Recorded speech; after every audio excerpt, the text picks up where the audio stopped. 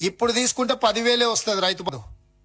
కాంగ్రెస్ అధికారంలోకి వస్తే 15,000 వస్తుంది. ఇప్పుడు పెన్షన్ తీసుకుంటే 2,000 వస్తుంది. కానీ ఒక్క నెల వాయిదా పడ్డదంటే వచ్చే నెల మేము 4,000 ఇస్తాం. షాదీ ముబారక్ కళ్యాణ లక్ష్మిలో ఈ రోజు 1,00,000 రూపాయలే వస్తున్నాయి.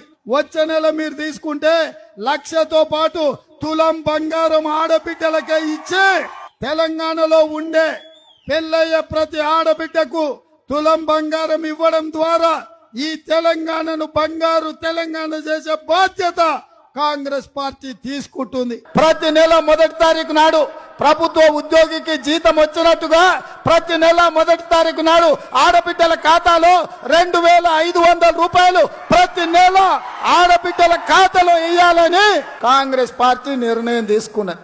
మీరు ఇప్పుడు తెల్ల రేషన్ కార్డు ఇస్తున్నారు, ఇందిరమ్మ ఇల్లు ఇస్తున్నారు. తెల్ల రేషన్ కార్డు ఉన్న వాళ్ళకే ఇందిరమ్మ ఇల్లు అంటున్నారు. తెల్ల రేషన్ కార్డు వచ్చినటువంటి వాళ్ళ లిస్టులో ఇందిరమ్మ ఇల్లు శాంక్షన్ వచ్చినటువంటి లిస్టులో పేర్లు ఉండట్లేదు అనే అనుమానాలు కూడా ఉన్నాయి.